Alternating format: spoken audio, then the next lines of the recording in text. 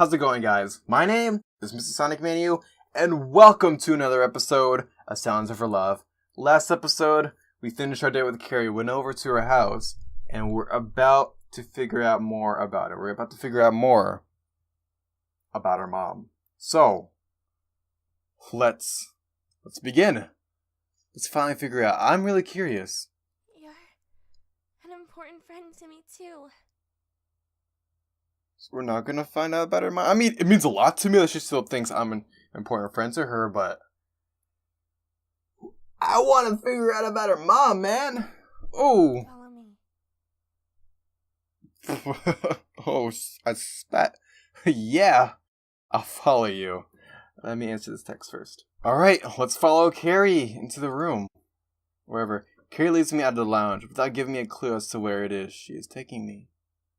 Are we going to her room?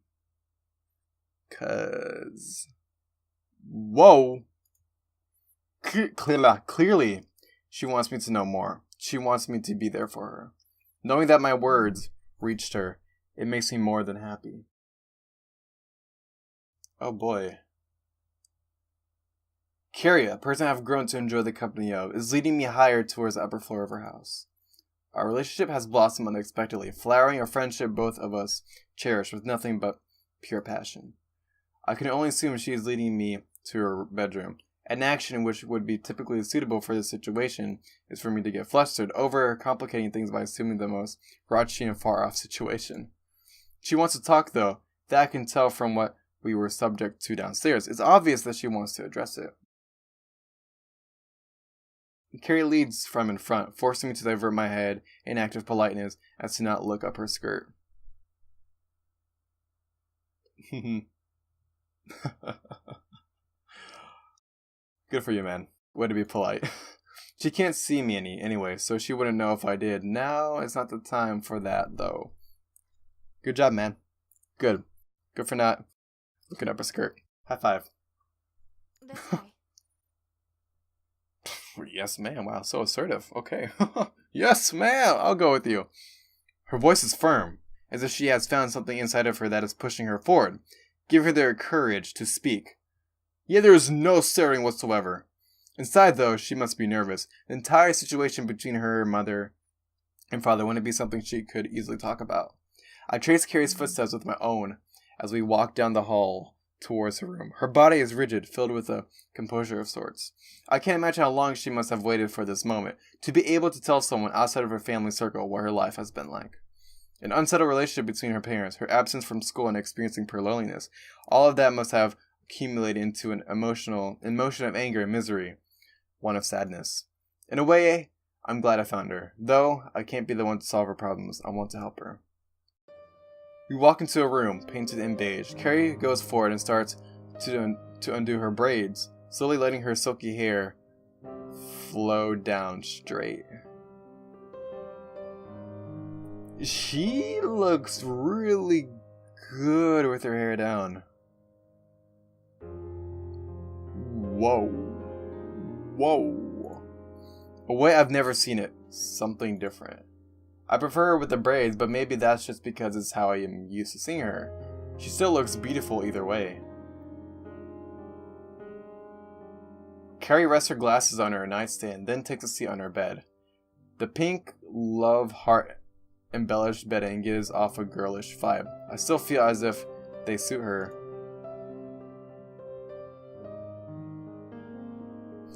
She herself holds a downcast expression, the smooth skin of her hands clutching her knees tightly.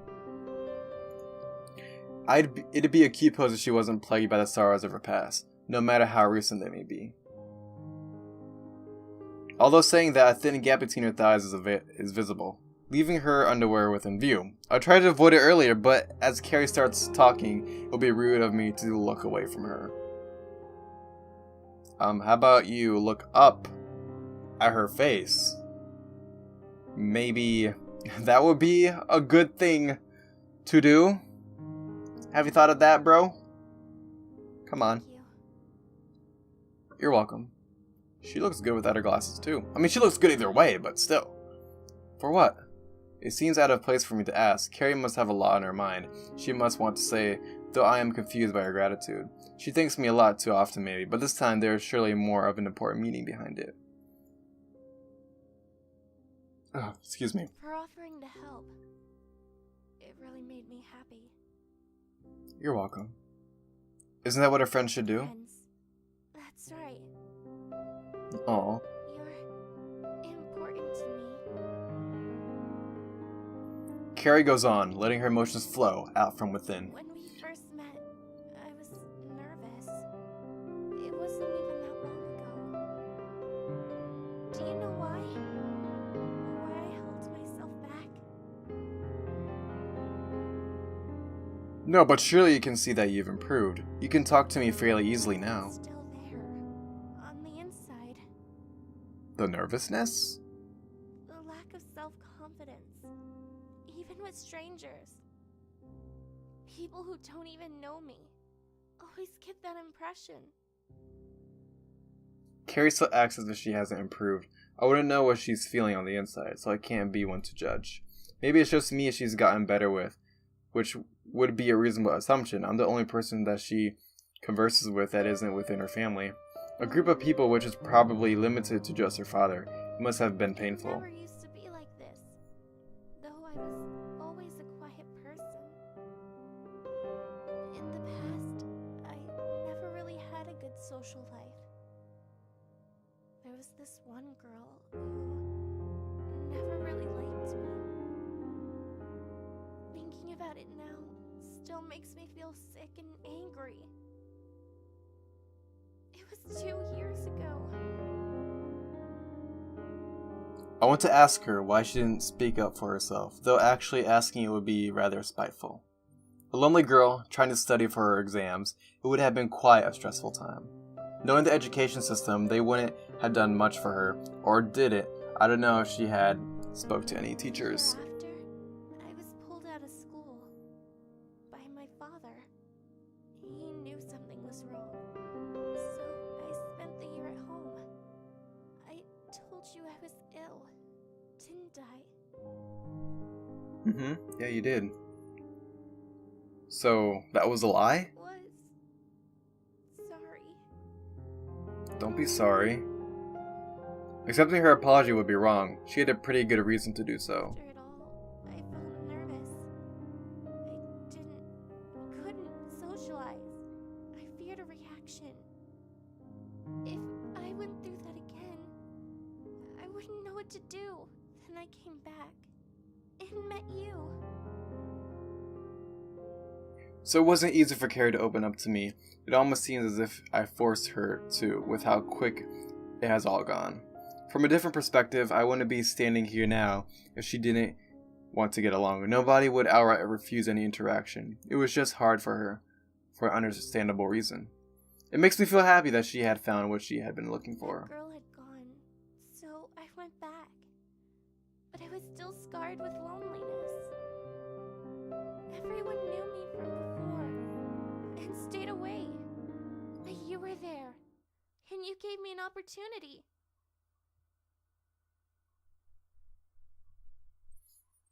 Whoa. That's why I want to thank you for becoming my friend. You're welcome. You mean a lot to me.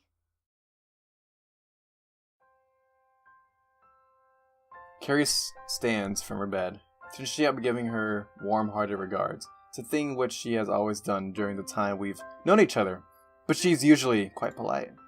This, however, is something much more than that, something special, both to her and to me. Thank you. I'm glad I could be there for you. You're an important friend to me, too. I told you before, didn't I? Carrie nods and smiles, wiping the melancholic expression clean from her face. It's a wonderful sight.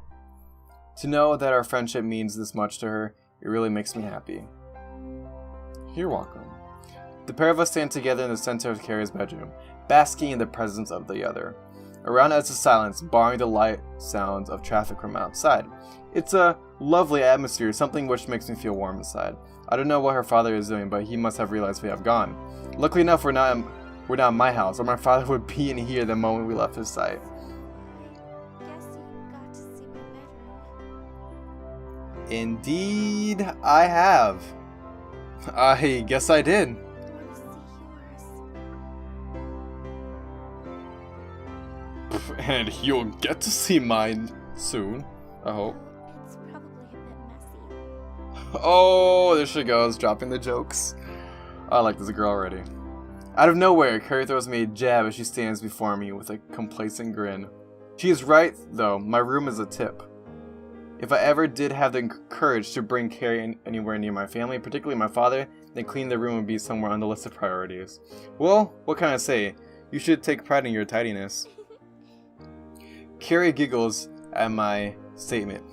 An act of familiarity which I'm glad we could achieve. Moments ago, Carrie was recalling thoughts from a time filled with a wealth of dictionary words. Sadness, depression, loneliness, those sorts of words come to mind. Hopefully we can change the experience of the past so in the future she doesn't have to look back on painful memories. If you didn't have that bookshelf, I'd dread to see what your room would look like. I take pride in my books. Thank you. Uh-oh. Oh, you're right. I like to look after them, but reading them comes first. She's not stuttering anymore. I've noticed that. There is quite a lot of books there, though. Surely she hasn't read them all. Actually, I take that back. She probably has. That vacant smile as she stares towards the bookcase proves it. In all fairness, she's not the only one with a lot of books in her room. I couldn't even count the number in mine. All they do is gather dust as my room continues to be treated like a storeroom by my father, cluttering the house with all of his publications. Was there ever a time where he actually wrote a book? Putting that thought to the side of my mind, I glance at the alarm clock beside Carrie's bed. It feels as if it is getting late. It's only 2 o'clock? Oh, ignore the alarm. It's broken. Oh, okay. It seems as if we both had issues with faulty clocks lately. Nonetheless, if it wasn't for that, I doubt I would have met her in the first place. Realizing that I am in fact wearing a watch, I race up to check the actual time before saying to myself, Carrie is quick to the point. It's getting late, isn't it? But I don't want to go yet. Yeah, I should probably head back soon. I can't even imagine what my sister might get up to. Carrie smiles, though. That wonderful sight quickly turns back into a frown. I'm sorry. Whoa, what did I do? Oh, shoot. Okay, you know what? I should save since I'm already here. Okay, let me return. Okay. I'm sorry about earlier. I wanted to hear that voice. It's okay, Carrie. You don't have to apologize. In reality, it is her father's duty to apologize, even though I wouldn't blame him for his actions. It seems as if it's Carrie's mother who is a loose cannon. Carrie herself definitely isn't fond of her. Shall we head downstairs then? Yes, let's. Alright. Carrie and I make our way out of her room and down the stairs, leaving behind what was both a special, yet somehow depressing moment for both of us. Carrie had to recall the time she wanted to forget, but at the same time, it made us closer. I now realize that she didn't even speak about her family issues, that I can't blame her for, but it was the reason the two of us left the dining table. All I have to do now is wait until she's ready to speak about such things. Being able to help her is something I want to do. We walk down the hall towards the doorway, Carrie getting ready to see me off. I don't know where her father is, but I'll just have to speak to him another time. Thank you for tonight, Carrie. I should be thanking you. I'm glad you came. How sweet. Despite... Don't worry about that, Carrie. It's alright. Carrie smiles warmly, holding the handle of the door in her hand. I'm sure neither of us is ready to go yet, but I have to go back I'll nonetheless. see you on Monday. I'll see you on Monday. She blushes, leaving me to give her a smile in response. I don't think I'll ever get tired of seeing those rosy cheeks. Alright, Carrie. I'll see you then. Bye. Bye. She looks really good right now. Even though she's an anime girl, it's weird. Shut up. Shutting the door behind me, Carrie and I are now separated. Myself feeling happy despite the cold of the evening. Her, well, I'm not really sure how she's feeling. In all honesty, I hope she is feeling better. Talking with her really made me feel close to her. Maybe even something more. I take my steps out of the garden, a pretty one at that. Each flower is still vibrant. in the evening sunlight. It's quite a beautiful sight. It is Carrie's after all. Well, the chirping of the birds, the typical sounds in the morning, wake me up once again as I slowly but steadily prop myself upright and stretch my arms out. The room is still dark, giving a contrast to my attitude this morning. It's strange to think that the first thing on my mind after waking up is Carrie. Although, given the situation the other night, I can't really help it. Sure, my mind is amiss after Saturday. But with the roller coaster of events which have occurred, focusing on the positive seems to be the best thing to do at the moment. Carrie and I have gotten a lot closer because of it. Despite our discussion not involving nothing but her ruminating over her painful history, I've made up my mind. I want to help her, so I look forward to being able to see her today. It is Monday after all. I rise from my bed, deciding now is the right time to get dressed and ready for school. Downstairs I can hear my father boasting about his busyness to my mother. Reminds me of my situation, how different me and Carrie really are, right? Time passes quickly, flowing like a river, guiding me throughout the day. I finish up my business, which involves nothing but a quick shower, brushing my teeth, and getting ready for another day at school. Heading downstairs is the next thing on the list. Walking to the dining room, I am presented with the usual sight of my family enjoying breakfast. Even my sister has managed to make it down here before me, which is quite a rare sight. I take my place next to them in order to have breakfast. Listen, girl, if you're going to have toast, it's got to be wholemeal. I prefer white bread, though. It seems as if my father is arguing with my sister over what bread they like the best. I myself prefer brown bread, but joining this argument would be the most idiotic thing I can do. Times like these usually go unnoticed. The fact that I can spend time with my family. To think that Carrie only has her father is an upsetting thought. Even more so since he's probably in work when she finishes school. She must be quite lonely. Boy, I was asking you a question. I turn to see my father's face inches away from mine, a sight which startles me. What? Something about Carrie must have caused me to shut off the outside world. Usually I'm not involved in these sorts of discussions, so it's rare for him to bring me into them. I said, what is better on toast, jam or honey, boy? It's obviously jam, because honey is kind of, what do you call it? It tends to drip everywhere, so if you were to put the honey on the toast, and since it's hard, it doesn't really soak into the bread very well.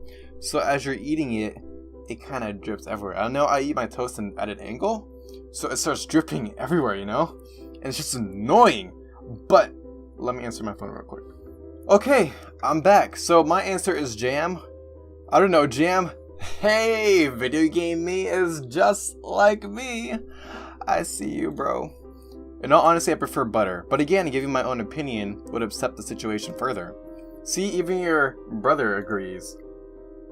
Don't take that pity on someone who spaces out. I thought I was bad in the mornings. The two of them resumed their argument, with me and my mother trying to ignore the presence of the two idiots at the table. Breakfast today is the same as any other. For me, I wonder if Carrie is having hers right now. I take a glance at the clock, an action which sets my mind into motion once again. I'll be late for school at this rate. Is the clock still broken? If it was, then I'd definitely be too early. Not anymore, I fixed it. You have a watch anyway, why does that matter? Oh, right. Well, I'm off then. Goodbye, son. Alright, so hopefully you bring back a girl this time.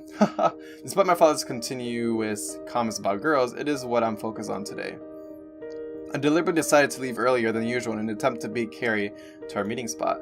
I step outside, bidding farewell to my family with nothing more than a brisk wave. I look forward to seeing Carrie, a girl I have become familiar with. Why do I have a bad feeling about this? The rosiness of her cheeks, the silkiness of her braids, and that cute edge to her embarrassed smile. It's not something I thought I would find when moving schools. Do we get to see her? The street is quiet. It usually is around this time. I left just before the rush hour. Recently I have found myself trying to get to school a lot earlier than before. Maybe there's a reason for that. There a reason though, isn't there when I reach the end of the street? This is the place where I first met Carrie, and the place we agreed on meeting each other from now on. Carrie, though, isn't here. Granted, I did leave earlier just so I could be here before her. If I wait around a bit, I should be greeted to the cute sight of her being shocked to see me. Leaning back against the wall, I rub my brow as I take the time to think about the situation between us. On Saturday, I was privy to her life behind closed doors. Having to be involved in a dispute between parents, what with the additional sense of loneliness, thinking about it really makes me sad that she has gone through so much. Bullying and divorce and seclusion, all of that. Then there's me.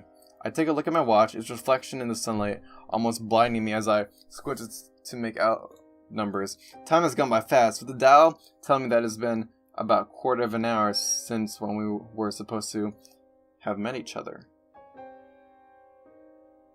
What's going on? Thoughts fly through my head as I ponder over why she would be so late. But if I wait any longer, then I won't be able to make it to school on time. If she were to turn up after I left, well, it'd hurt me. Leaving Carrie behind is something I don't want to do, but I can't afford to be late either. Oh, excuse me, sorry. Carrie is probably ill. That's the most likely scenario. I decide to carry on forward, taking myself further down a series of streets towards school. I say close to silence soon becomes infused with the sounds of students bustling through the school gates to begin their day. Just like me. Unlike them, I have something in particular on my mind right now. These people weren't there for Carrie when she needed it. All they did was ignore her, casting her away. It's sad that people can judge you based upon how they see you rather than what's inside. That's very true. Carrie herself, wherever she may be, has had a hard time. I keep telling myself over and over, repeating it as if it's the times tables I learned back in elementary school. Carrie must be ill. Could there really be another reason for her absence? Nevertheless, she seems like the type of person that would give me a call to tell me that she would not be in. She hasn't done that. Another cause for worry. What's going on? I push forward into the school grounds. It's weird to think that this is only the 7th time I've come to school alone. The rest of the time I was with her. Arriving in class just short of the bell, I sit down at my desk as usual. The best thing I can do now is go about my day as I normally would, but I don't think I'll be able to dissipate the thought of Carrie. Hey, Jose, do you know what lesson we have first thing? A classmate stands before my desk. I'm pretty sure this is the guy from before who was really keen on the sandwiches they sell here. I think it's biology. Alright, thanks man. He leaves my desk just as quick as he came, giving me with a sense of sickness now that I realize I'll have to put up with lessons for a while. I'm not particularly fond of my biology teacher either, but I have more important things to focus on right now. All I can do now is try and get through this. Lunchtime arrives with Belle doing more than signaling that it shows that I've got nobody to eat with. I doubt Carrie has or will show up today. Rising from my seat, pain shoots through my back as I straighten it. I've been slumped in my chair all morning. Luckily enough for me, I never got asked any questions about my biology teacher. As I approach the door to the classroom, part of me hopes to find Carrie there waiting for me. The entire set topped off with a cute blush, her silky golden braids lying loosely over her shoulders. More importantly, her adorable smile. Even though I've only gone just over a day without seeing her, it's still an issue. Despite all this, there is no sign of Carrie as I leave the classroom to make the beeline to the cafeteria.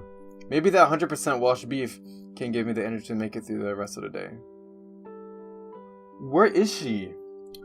It's really starting to concern me. Taking my place in the line at the cafeteria, one which is surprisingly short, I idle around waiting for my turn to order.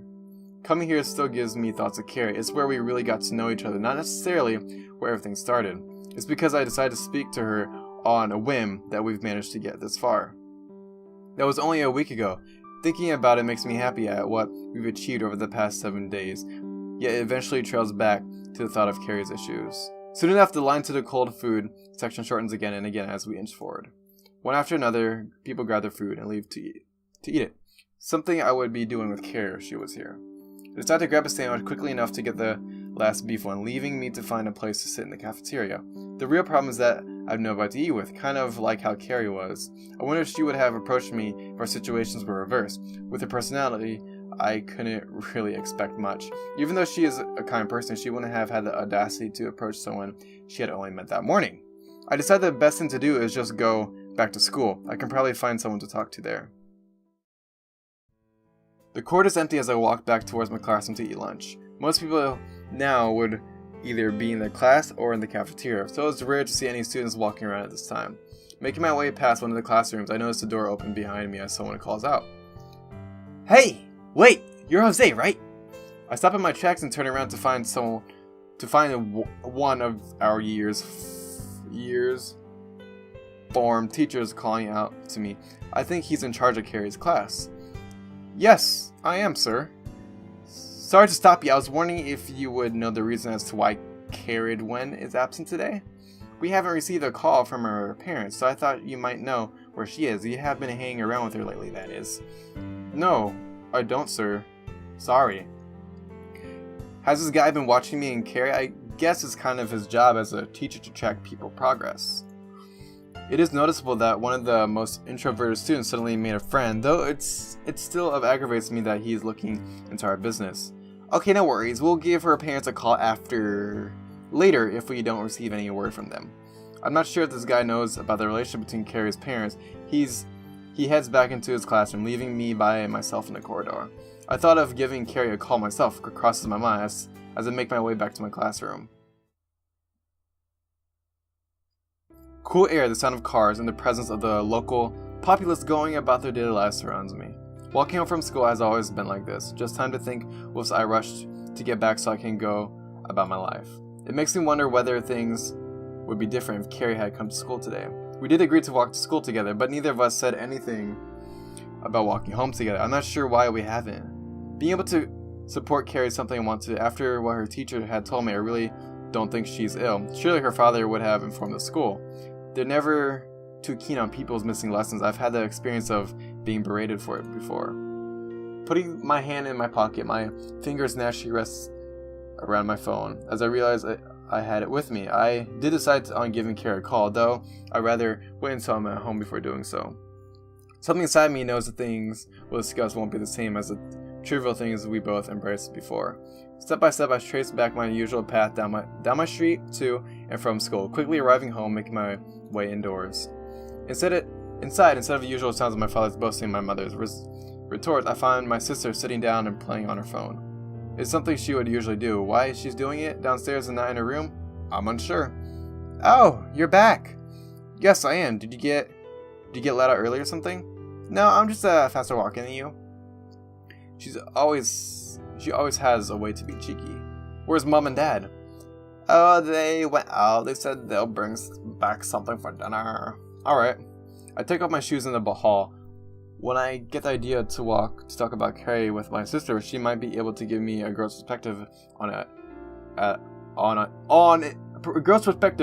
all. Sorry, guys. At least, I hope. Hey sis, is there any reason as to why a girl might not come to school despite not being ill? My sister turns her head and smirks at me, almost to mock me for knowingly asking something which would make me indebted to her. Oh, did a girl you like take the day off? Very funny. Are you going to give me a serious answer? After raising my voice, my sister responds by giving me a solemn expression. I didn't mean to get loud, but right now I have more things on my mind than her jokes. Well, I wouldn't go if I didn't feel like it. That is, if I was depressed. Thank you. I'm sorry for shouting. By getting angry, I've created a sense of awkwardness between us. Doing so resulted in getting an answer from her anyway, one of which isn't unreasonable given Carrie's situation.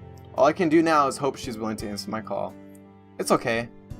Resuming with whatever it is she was doing, my sister takes hold of her phone, leaving me to part ways with her to head upstairs. Before me is a room all too common, as always, all too messy. Looking around, I realize that this will be the stage upon which I begin my act to be there for Carrie, a girl who has grown on me so much over the course of mere 7 days.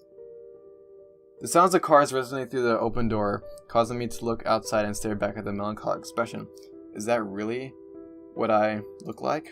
The image is beyond me as I continue to listen to the melodic rhythm of people within the city going about their lives. Here I am, hesitating to call someone who means so much to me, someone who changed me. I was under the assumption that after meeting Carrie, I was able to bring her out of her shell. She told me otherwise, but I found myself thinking about how much she has done for me, how much we've been there for each other, neither of us even realizing it. The pounding of my heart acts as a timer, urging me on as I clasp the phone in my hands. All I have to do now is press the button. A pang of nervousness causes me to sweat as my breathing sharpens, unsettling my mind as I continue wanting to get this issue resolved. With an unsteady hand, I take the move to press call. Now it is up to her to answer. The phone rings slightly longer than I would expect it to. If Carrie really felt like talking, it can only be assumed that she's at home. If her phone was anywhere near her, then she would have answered by now. The ringing stops abruptly, causing me to feel a sense of relief, which is soon washed away with someone other than Carrie answers the phone. What? Hello? Who might this be? On the other end of this line is Carrie's father. I don't know many parents who would answer their child's phone, but at least I can ask him about Carrie. This is Jose. Oh, that's right. You were over here the other day, weren't you? I'm sorry about what happened. I don't usually get so worked up, but there's a lot of things going on right now. All I can do is apologize for making you witness it all. I can understand. How's Carrie doing? She wasn't in school today. I thought you might be calling for that. You're a good lad, you know. I've only met this guy once and he's calling me a good lad. On the other hand, getting on his good side isn't a bad thing in any shape or form. Carrie is in her room at the moment. She hasn't been down in a while. That's concerning. She's locked herself in the room? I think it's because she is upset about the relationship between me and my wife. Well, she won't be my wife for much longer. It's a complicated story. Did Carrie ever mention it to you? Not in any detail. She just told me to forget about her mother after Saturday. I think you deserve to know. It'll help explain what Carrie's feeling. I don't think I'm in a position to be this involved with her family issues. Really, it's odd to think he would be this willing to tell me. Listening now, though, might make it easier to understand what Carrie is feeling, and if I want to help her, it's something I must know. Yeah, I kinda want to know too, but we'll figure that out in the next episode. This episode is actually going a lot longer than I thought it would be, but so far this is really interesting. I really want to know what happens to Carrie. I'm sure you guys do too, but if you want to know, you have to tune in for next episode. But anyway, yeah, this game is really good.